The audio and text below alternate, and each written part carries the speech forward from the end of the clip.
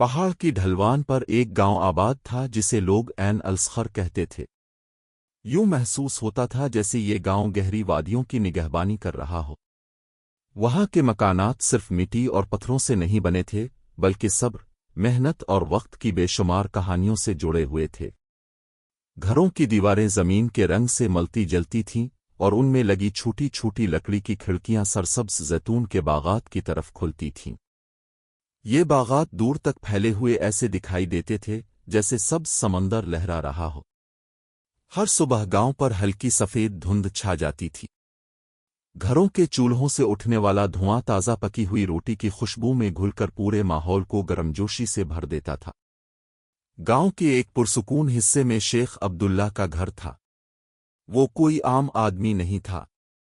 بازار میں اس کی بات کو بہت اہمیت دی جاتی تھی۔ جب کبھی تاجروں کے درمیان جھگڑا ہوتا تو فیصلہ کروانے کے لیے اسی کے پاس آتے، اور اگر کوئی غریب مشکل میں ہوتا تو شیخ کے دروازے ہمیشہ اس کے لیے کھلے رہتے۔ وقت نے اس کے چہرے پر گہری لکیریں بنا دی تھیں، مگر ہر لکیر میں عزت، محنت اور تجربے کی داستان چھپی تھی۔ اس کے کھردرے ہاتھ سخت محنت کے عادی تھے۔ انہی ہاتھوں نے اپنی بیوی کے انتقال کے بعد اپنے تینوں بیٹوں کو پالا تھا۔ بڑا بیٹا قاسم مضبوط جسم اور بھاری آواز والا آدمی تھا۔ اس کا یقین تھا کہ دنیا میں حکمرانی صرف طاقت اور دولت سے حاصل ہوتی ہے۔ وہ اکثر بازار میں رہتا اور بڑے تاجروں کو دیکھ کر خواب بانتا کہ ایک دن انہی جیسے بڑے گودام اس کے بھی ہوں گے۔ درمیانی بیٹا حامد کمزور ارادوں کا مالک تھا۔ وہ ہمیشہ قاسم کی باتوں پر چلتا۔ اس کا ماننا تھا کہ طاقتور کے پیچھے چلنا ہی سکون اور فائدے کا راستہ ہے، سچ کے ساتھ کھڑے ہونے کا نہیں۔ مگر سب سے چھوٹا بیٹا فرحان سب سے مختلف تھا۔ دبلا پتلا مگر گہری سوچ رکھنے والا نوجوان۔ وہ اکثر اپنے والد کے ساتھ بازار جاتا اور ان سے تجارت کے ساتھ ساتھ دیانت داری کا سبق سیکھتا۔ ایک دن شیخ عبداللہ بازار سے واپس آیا تو اس کی طبیعت بہت خراب تھی۔ 2 آدمیوں نے سہارا دے کر اسے گھر پہنچایا۔ اگلی رات تیز ہوائیں دروازوں کو جھنجھوڑ رہی تھیں اور اس کی بیماری مزید بڑھ گئی۔ کمزور آواز میں اس نے اپنے بیٹوں کو بلایا، قاسم، حامد، فرحان، میرے پاس آؤ، تم تینوں میری زندگی کی روشنی ہو۔ تینوں بیٹے بستر کے پاس آ بیٹھے۔ قاسم کی نظریں دیوار پر لٹکی گوداموں کی چابیوں پر جمی تھیں۔ حامد گھبرا کر زمین کی طرف دیکھ رہا تھا، جبکہ فرحان خاموشی سے اپنے والد کا ٹھنڈا ہاتھ تھامے آنسو بہا رہا تھا۔ شیخ عبداللہ نے آہستہ سے کہا، میرے بیٹو، زندگی ایک مختصر سفر ہے اور اس سفر کا اصل سامان نیک اعمال ہوتے ہیں۔ دولت کو یہاں سے اب اگلا حصہ بھیجیں گے تو میں اسی فلو میں ری رائٹ کر دوں گا۔ شیخ عبداللہ نے دھیمی آواز میں کہا، بیٹو، اپنے درمیان کبھی نفرت یا اختلاف کو جگہ مت دینا۔ یاد رکھو، اختلاف کمزوری لاتا ہے اور اتحاد میں طاقت ہوتی ہے۔ شیطان کو اپنے درمیان داخل ہونے کا موقع مت دینا۔ اتنا کہہ کر وہ چند لمحے خاموش ہو گئے، پھر کانپتے ہوئے ہاتھ سے کمرے کے ایک کونے کی طرف اشارہ کیا جہاں بوڑھا کتا صخر بیٹھا تھا۔ اس کی آنکھوں میں برسوں کی وفاداری اور تھکن صاف نظر آتی تھی۔ شیخ عبداللہ نے کہا، اس وفادار ساتھی کا خیال رکھنا۔ صخر ہر طوفان میں میرے ساتھ رہا ہے۔ اس نے کئی بار مجھے بھیڑیوں سے بچایا ہے۔ اسے کبھی تنہا مت چھوڑنا، اور جو بھی کھاؤ اس میں سے اس کا حصہ ضرور نکالنا۔ قاسم نے کتے کی طرف ہلکی سی تنزیہ نظر ڈالی، جبکہ حامد نے بس خاموشی سے سر ہلا دیا۔ پھر شیخ عبداللہ نے فرحان کو قریب بلایا اور اس کے کان میں آہستہ سے کہا، فرحان، میرے سچے بیٹے، ایک راز ہے جو صرف تم سمجھ سکتے ہو۔ جب کبھی دنیا تم پر تنگ ہو جائے تو صخر کے قدموں کے پیچھے چلنا۔ وہ راستہ جانتا ہے، مگر وہ اپنی بات مکمل نہ کر سکے۔ اچانک کھانسی کا شدید دورہ پڑا اور الفاظ ادھورے رہ گئے۔ چند لمحوں بعد ان کا جسم بالکل ساکت ہو گیا۔ صبح کی پہلی روشنی کے ساتھ ہی ان کی روح اپنے رب کے حضور چلی گئی۔ فرحان غم سے ٹوٹ گیا تھا، مگر قاسم اور حامد کے ذہن میں کچھ اور ہی خیالات گردش کر رہے تھے، زمین، گودام اور وہ ساری دولت جو ان کے باپ چھوڑ گئے تھے۔ قبر کی مٹی ابھی پوری طرح خشک بھی نہیں ہوئی تھی، اور 3 دن کا سوگ بھی مکمل نہیں ہوا تھا کہ دونوں بھائیوں کے دل بدل چکے تھے۔ قاسم گھر کے بڑے کمرے میں بیٹھا کاغذات اور دستاویزات الٹ پلٹ کر دیکھ رہا تھا، جبکہ حامد اس کے پاس بیٹھا سونا چاندی گننے میں مصروف تھا۔ اسی دوران فرحان کمرے میں داخل ہوا۔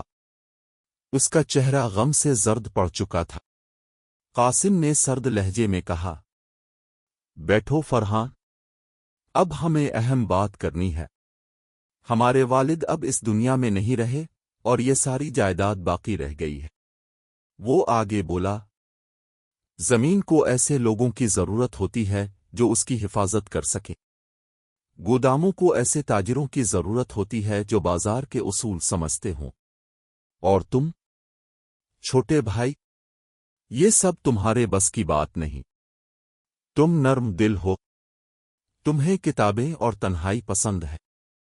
بازار کے بھیڑیوں کا مقابلہ تم نہیں کر سکتے۔ فرحان نے کانپتی ہوئی آواز میں کہا، لیکن والد کی وصیت تو صاف تھی۔ انہوں نے کہا تھا کہ ہم ہمیشہ ساتھ رہیں۔ قاسم طنزیہ انداز میں ہنس پڑا، یادیں گھر نہیں بناتی فرحان، میں اور حامد سب کچھ اپنے نام کر چکے ہیں، گھر، زمین، مویشی اور گودام۔ تم صرف اپنے کپڑے لے کر یہاں سے چلے جاؤ۔ بہتر ہے خاموشی سے نکل جاؤ، ورنہ ہمیں تمہیں زبردستی باہر نکالنا پڑے گا۔ فرحان نے امید بھری نظروں سے حامد کی طرف دیکھا اور کہا، حامد، کیا تم بھی اس ناانصافی کو قبول کرتے ہو؟ کیا تم؟ فرحان نے دکھ بھرے لہجے میں کہا، کیا تم دونوں کو والد کی وصیت یاد نہیں؟ انہوں نے کہا تھا کہ ہم ہمیشہ ایک ساتھ رہیں گے۔ حامد نے چند لمحے سر جھکائے رکھا، پھر آہستہ سے بولا، قاسم ٹھیک کہہ رہا ہے فرحان، اب گاؤں کے حالات بدل چکے ہیں۔ ہم چاہتے ہیں کہ جائیداد ضائع نہ ہو۔ تم کہیں اور جا کر اپنی روزی تلاش کرو، شاید جنگل میں تمہیں وہ مل جائے جو یہاں نہیں مل سکتا۔ جب دونوں بھائیوں نے اسے گھر سے نکالنے کی آوازیں بلند کر دیں تو فرحان نے ان کی طرف دیکھنا بھی مناسب نہ سمجھا۔ اس کی خاموشی کمزوری نہیں تھی بلکہ اپنے والد کے احترام اور ان کی وصیت کی عزت تھی۔ اسی لیے اس نے خاموشی سے گھر چھوڑنے کا فیصلہ کیا، کیونکہ اس کے نزدیک اپنے باپ کی بات کی قدر دنیا کی ہر لڑائی سے زیادہ تھی۔ اس نے اپنے چند کپڑے ایک چھوٹی سی تھیلی میں رکھے اور وہ پرانی کلہاڑی اٹھا لی جو اس کے والد نے اسے تحفے میں دی تھی۔ جب وہ دروازے تک پہنچا تو دیکھا کہ بوڑھا کتا صخر پہلے ہی وہاں کھڑا ہے، جیسے اسے سب کچھ معلوم ہو۔ پیچھے سے قاسم کی آواز آئی، اور سنو، اس بوڑھے کتے کو بھی اپنے ساتھ لے جاؤ، ہمیں اپنے گھر میں اس کی ضرورت نہیں۔ فرحان نے جھک کر صخر کے سر پر ہاتھ پھیرا اور گاؤں کی گلیوں سے گزرنے لگا۔ لوگ اسے ہمدردی بھری نظروں سے دیکھ رہے تھے، مگر کسی میں اتنی ہمت نہیں تھی کہ قاسم کے خلاف آواز اٹھا سکے۔ آخر کار وہ گاؤں کے کنارے پہنچ گیا، جہاں مکانات ختم ہو جاتے تھے اور ویران پہاڑوں کا سلسلہ شروع ہو جاتا تھا۔ وہ ایک لمحے کے لیے رکا اور مڑ کر اس گاؤں کو دیکھا جہاں اس نے اپنی پوری زندگی گزاری تھی۔ اس کی آنکھوں میں آنسو آ گئے مگر اس نے جلدی سے انہیں پوچھ لیا۔ پھر اس نے مضبوط آواز میں صخر سے کہا، انہوں نے ہمیں مٹی کے اس گھر سے نکال دیا ہے، لیکن اللہ کی زمین بہت وسیع ہے۔ والد نے ایک راز کی بات کی تھی، شاید کہیں ایک ایسی جگہ ہے جسے ہمیں تلاش کرنا ہے۔ وہ کچھ دیر خاموش رہا پھر بولا، چلو میرے دوست، جنگل کبھی کبھی انسانوں کے دلوں سے زیادہ مہربان ہوتا ہے۔ یوں فرحان اپنے واحد ساتھی صخر کے ساتھ پہاڑوں کی طرف چل پڑا۔ پیچھے اس کے وہ بھائی رہ گئے تھے جو دنیا کی چمک دمک کے لیے اپنے ہی خون کا رشتہ بھلا چکے تھے۔ فرحان کے سفر کا انجام کیا ہوگا، یہ صرف اللہ ہی جانتا تھا۔ چلتے چلتے وہ پہاڑ کے اس حصے تک پہنچ گیا جہاں درخت گھنے تھے اور زمین پتھریلی ہو گئی تھی۔ بہت کم لوگ ہمت کرتے تھے کہ اس جگہ رہ سکے۔ وہاں اسے ایک پرانے چشمے کے قریب تھوڑی سی ہموار جگہ نظر آئی۔ فرحان نے سوچا کہ یہی اس کا نیا ٹھکانہ ہوگا۔ اس نے بڑی محنت سے ایک چھوٹی سی جھونپڑی بنائی، درختوں کی شاخوں اور کھجور کے پتوں سے ڈھانچہ تیار کیا اور اسے مٹی سے ڈھانپ دیا تاکہ رات کی سردی سے بچا جا سکے۔ اس پورے وقت میں صخر اس کے ساتھ رہا۔ وہ اس کا وفادار محافظ بھی تھا اور تنہائی میں اس کا واحد ساتھی بھی۔ جب فرحان کو تھوڑی فرصت ملتی تو وہ اپنے آپ کو محنت میں مصروف رکھتا۔ وہ سورج نکلنے سے پہلے جاگ جاتا، اپنی پرانی کلہاڑی اٹھاتا اور جنگل کی گہرائی میں چلا جاتا تاکہ خشک لکڑیاں جمع کر سکے۔ کام بہت سخت تھا۔ اس کے نازک ہاتھ اب محنت کی وجہ سے کھردرے اور زخموں سے بھر چکے تھے۔ اس کی وہ پیٹھ، جو پہلے کبھی اتنا بوجھ نہ اٹھاتی تھی، اب روزانہ کے کام کی وجہ سے جھکنے لگی تھی۔ وہ لکڑیاں شہر کے بازار میں لے جا کر فروخت کرتا۔ وہاں سے ملنے والی تھوڑی سی آمدنی بمشکل اسے سرد راتوں میں روٹی فراہم کرتی۔ رات کے وقت وہ اپنی چھوٹی جھونپڑی میں بیٹھتا، ایک چھوٹی آگ جلاتا اور اپنے تھکے ہوئے جسم کو گرمی پہنچاتا۔ وہ روٹی کے 2 حصے کرتا، ایک اپنے لیے اور ایک اپنے وفادار ساتھی صخر کے لیے۔ وہ آہستہ سے کتے سے کہتا، صخر، لوگوں نے ہمارے ساتھ سختی کی، مگر اللہ آسمان میں پرندوں کو روز رزق دیتا ہے، وہ ہمیں بھی نہیں بھولے گا۔ صبر کر میرے دوست، کیونکہ مشکل کے بعد آسانی ضرور آتی ہے۔ ایک دن دوپہر کے وقت جب فرحان چشمے کے قریب لکڑیاں جمع کر رہا تھا تو اس نے ایک سادہ لباس میں ملبوس لڑکی کو دیکھا۔ اس نے سر اور گردن کو باحیا انداز میں ڈھانپ رکھا تھا اور اس کے ساتھ چند بھیڑیں تھیں۔ وہ سلمہ تھی، قریبی پہاڑی بستی کے چرواہے کی بیٹی۔ سلمہ قریب آئی اور فرحان کو دیکھ کر کہا، بھائی، میں دیکھ رہی ہوں کہ تم اس ویران پہاڑ میں اکیلے محنت کر رہے ہو۔ گاؤں کے لوگ تمہارے صبر اور محنت کی تعریف کرتے ہیں۔ اپنے بھائیوں کے رویے پر غم نہ کرو۔ جو کچھ انسان اللہ کے لیے چھوڑتا ہے، اللہ اسے اس سے بہتر عطا کرتا ہے۔ فرحان نے اس کے الفاظ سن کر دل میں سکون محسوس کیا اور باوقار انداز میں جواب دیا، اس جھونپڑی میں کمائی حلال ہے۔ جو لوگ محلوں میں رہ کر دھوکا کرتے ہیں، ان سے مجھے کوئی فرق نہیں پڑتا۔ اصل سکون یہ ہے کہ انسان اطمینان سے سوئے اور اس کا دل مطمئن ہو۔ سلمہ جاتے ہوئے بولی، ہمیشہ یاد رکھنا، ہر آزمائش کے پیچھے اللہ کی رحمت ہوتی ہے اور صبر کامیابی کی کنجی ہے۔ سلمہ کے یہ الفاظ فرحان کے دل میں امید کی نئی روشنی بن گئے۔ وہ نہیں جانتا تھا کہ یہی باتیں اس کی زندگی میں ایک نئے باب کا آغاز بننے والی ہیں۔ مہینے گزرتے رہے۔ فرحان کی زندگی معمول کے مطابق محنت میں گزرتی رہی۔ صبح سے شام تک وہ لکڑیاں کاٹتا اور بازار میں فروخت کرتا۔ صخر ہر وقت اس کے ساتھ رہتا، جیسے کسی پوشیدہ راز کی حفاظت کر رہا ہو۔ ایک دن جب سورج ڈھل رہا تھا اور آسمان نارنجی رنگ میں ڈوب رہا تھا، فرحان نے کچھ دیر آرام کرنے کا فیصلہ کیا۔ وہ جنگل کے درمیان کھڑے ایک بڑے اور قدیم زیتون کے درخت کے نیچے بیٹھ گیا۔ وہ درخت بہت خاص تھا، اس کا تنا موٹا اور مڑا ہوا تھا اور اس کی چھاؤں دور تک پھیلی ہوئی تھی۔ فرحان کو یاد آیا کہ اس کے والد، شیخ عبداللہ، اس درخت کو بہت پسند کرتے تھے۔ وہ اکثر سفر کے دوران یہاں آ کر بیٹھتے، اپنے رب کا ذکر کرتے اور گاؤں کی ہلچل سے دور سکون پاتے۔ جب فرحان اپنے ماتھے سے پسینہ پوچھ رہا تھا تو اس نے دیکھا کہ صخر کا رویہ غیر معمولی ہے۔ کتا آرام کرنے کے بجائے درخت کے گرد بے چینی سے گھوم رہا تھا، زمین کو سونگھ رہا تھا اور پھر زور زور سے بھونکنے لگا۔ وہ بار بار ایک ہی جگہ پر جا کر زمین کی طرف اشارہ کر رہا تھا۔ فرحان نے حیران ہو کر کہا، کیا بات ہے صخر؟ کیا تمہیں کچھ محسوس ہو رہا ہے؟ مگر کتا خاموش نہ ہوا۔ اس نے اپنے پنجوں سے زمین کھودنا شروع کر دیا۔ کبھی دور جاتا اور پھر اسی جگہ واپس آ کر مزید شدت سے کھودتا۔ فرحان کا دل متجسس ہو گیا۔ اسے محسوس ہوا کہ یہاں کچھ غیر معمولی ضرور ہے۔ وہ اس جگہ کے قریب گیا، اپنی کلہاڑی اٹھائی اور کتے کی مدد کرنے لگا۔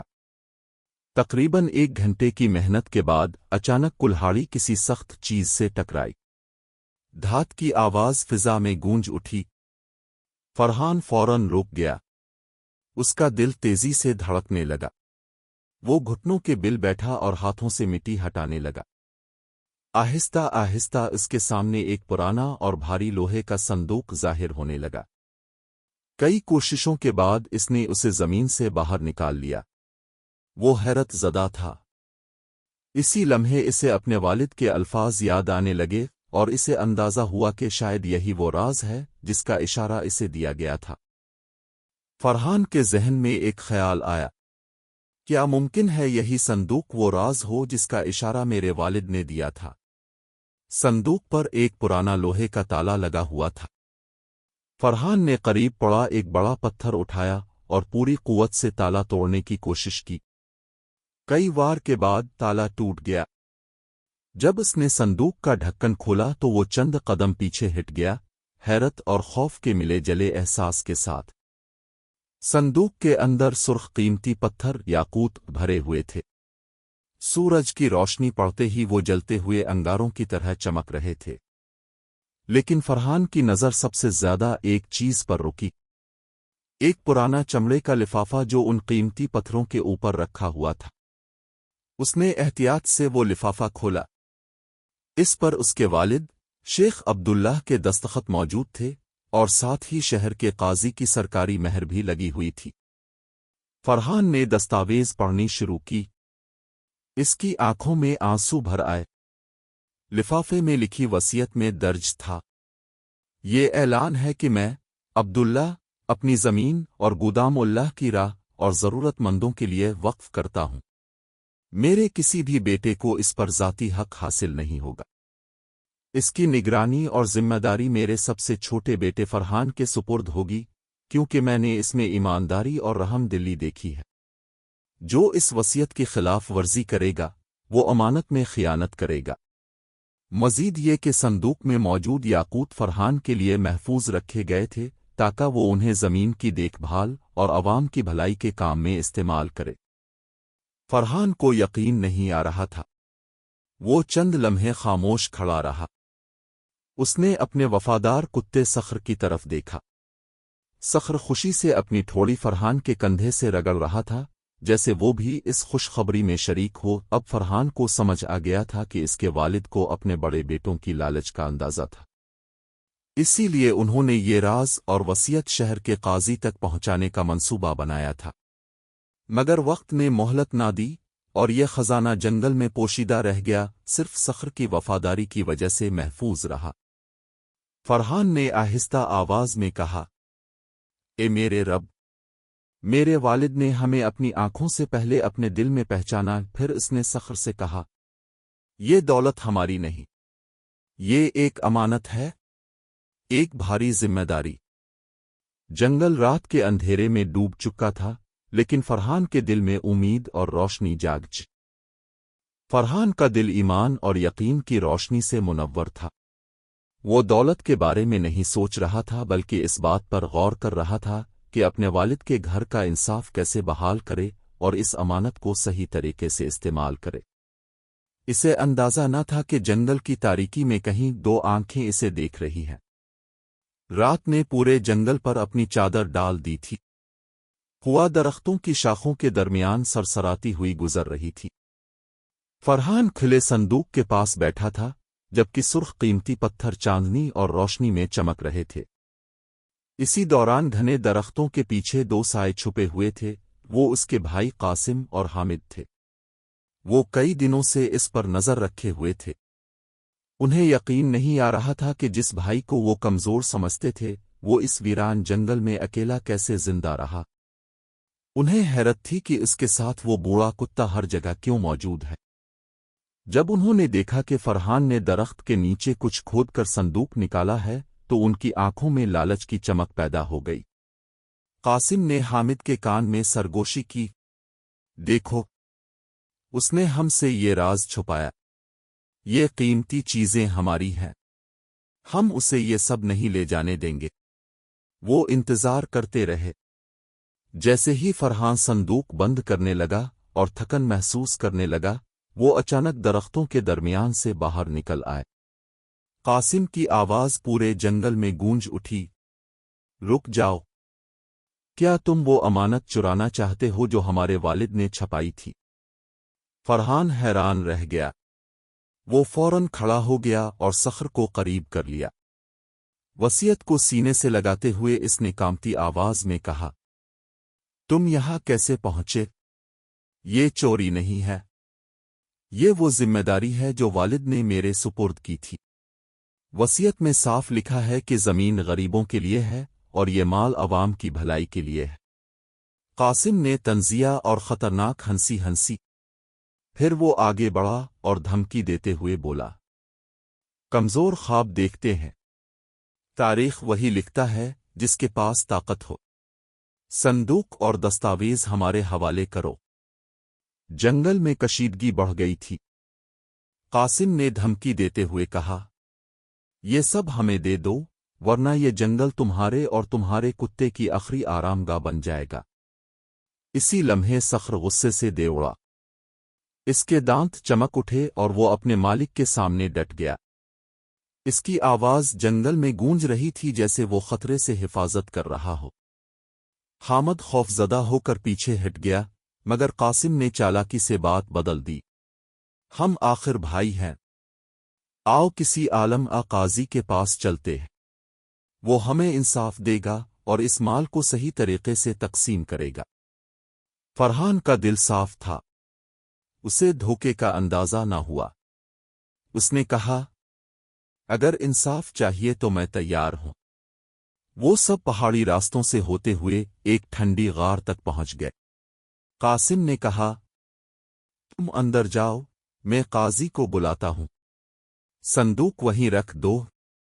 جیسے ہی فرحان اندر بڑھا، صخر بے چینی سے بھونکنے لگا اور اسے روکنے لگا۔ اچانک باہر سے چیخ سنائی دی، اب بھاری پتھر کو دھکیل دو۔ ایک زوردار جھٹکا آیا، پہاڑ کا بڑا پتھر غار کے دہانے پر گر گیا۔ غار مکمل طور پر بند ہو گئی۔ فرحان اور صخر اندھیرے میں قید ہو گئے۔ باہر قاسم اور حامد کی ہنسی سنائی دے رہی تھی۔ فرحان زمین پر بیٹھ گیا، مگر اسے موت کا خوف نہیں تھا، اسے دکھ تھا بھائیوں کی لالچ پر۔ اسی وقت آسمان اچانک روشن ہو گیا۔ تیز بجلی چمکی اور ایک زوردار کڑک کے ساتھ پہاڑ لرز اٹھا۔ بجلی نے اوپر والے چٹان کے حصے کو نشانہ بنایا۔ بڑے بڑے پتھر نیچے گرنے لگے۔ قاسم اور حامد درمیان میں پھنس گئے۔ نہ آگے راستہ تھا نہ پیچھے۔ وہ خوف زدہ ہو کر چیخنے لگے۔ چٹانیں ان کے قریب آتی گئیں، اور انجام ان کے اپنے اعمال کے سامنے کھڑا تھا۔ اندھیرے غار میں قاسم اور حامد کی گھبرائی ہوئی آوازیں گونج رہی تھیں۔ فرحان کے دل پر ایک سخت آزمائش آن کھڑی ہوئی تھی۔ کیا وہ انہیں ویسے ہی مرنے کے لیے چھوڑ دے جیسے انہوں نے اسے چھوڑا تھا؟ یا وہ اپنے والد سے سیکھی ہوئی معافی اور رحمت کی تعلیم پر عمل کرے؟ اسی لمحے صخر غار کے ایک تنگ سوراخ کے پاس بھونکنے لگا۔ وہاں سے ہلکی سی روشنی اور ہوا اندر آ رہی تھی۔ فرحان نے آواز دی، قاسم، حامد، کیا تم مجھے سن سکتے ہو؟ کمزور اور ٹوٹی ہوئی آواز میں جواب آیا، فرحان، ہمیں معاف کر دو، ہم پھنس گئے ہیں، زمین ہمیں دبا رہی ہے، ہمیں بچا لو، ہم نے غلطی کی۔ ان کی آواز میں سچائی اور پشیمانی تھی۔ فرحان مشکل میں تھا، وہ خود پتھروں کو ہٹا نہیں سکتا تھا، مگر اس کا ایمان مضبوط تھا۔ اسے یقین تھا کہ اللہ ضرور راستہ نکالے گا۔ اس نے ہمت جمع کی۔ صخر اس کی طرف دیکھ رہا تھا جیسے اس کے فیصلے کا انتظار کر رہا ہو۔ فرحان نے کہا، میں اپنے بھائیوں کو یوں نہیں چھوڑ سکتا۔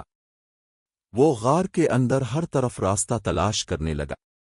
صخر نے دیواروں کی دراڑوں کو سونگنا شروع کیا۔ اچانک صخر ایک تنگ جگہ پر جا کر زور سے بھونکا۔ وہاں سے ٹھنڈی ہوا آ رہی تھی۔